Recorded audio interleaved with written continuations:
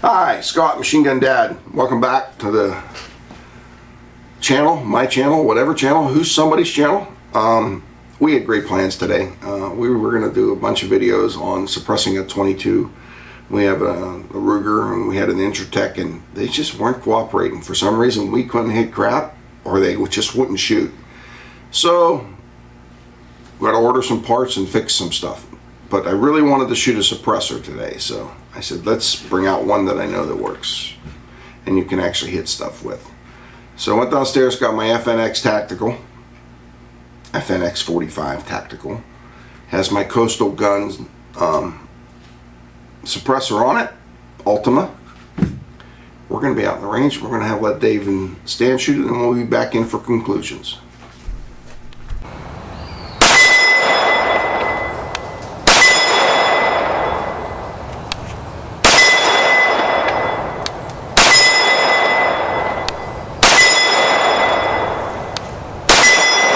Shoot it since we don't have a lot of safety right there. Yep. That tool left.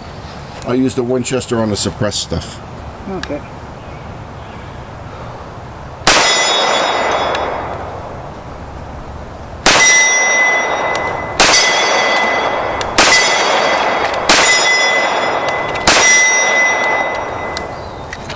Oh, let it empty. All right.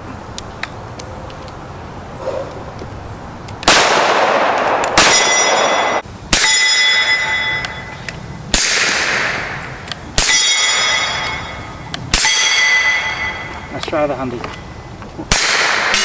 There you go. Yeah! No. Right, left of it. Hit. Not sure. Left of it. Yeah. Slightly. Whoop. That's it. Wow, that steel is loud. I'll do one more. All right, we'll go to 100.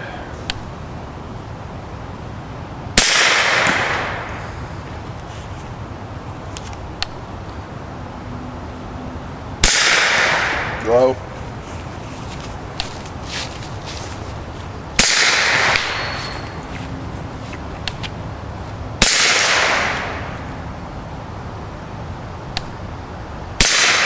Make sure the can's tight.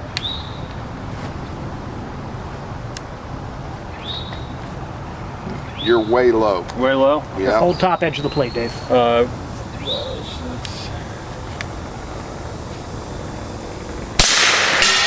That was a skip hit. Hey, I'll take it. Off the bottom of the plate, foot left.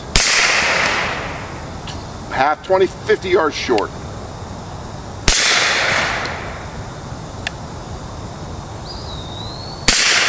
Same spot.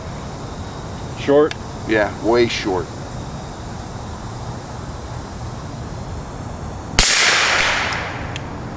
No idea. We were just outside. Stan and Dave got to shoot this. Dave goes first this time. What a beast of a weapon. I mean, it is, it shoots great.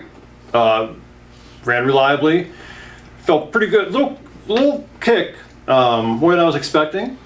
With the can or without the can? Because you shot it both ways. Do you think the can added more recoil? Not significant, a little bit, but I think I got kind of more used to the kick and didn't notice as much. I noticed like on the grip here, it's very textured, which I'm sure helps when you're sweating or wet. And I'm sure they designed it while you're wearing tactical gloves, but barehanded, it was definitely digging into me a little bit. Very cool pistol. It's huge though. It is, especially with a can on it. I mean, it's big. In fact, Stan here has an MP5, and you're going to kind of compare, like comparing, hold it above. So yeah, like it's it almost needs a stock. But I mean, ran well, and I wasn't.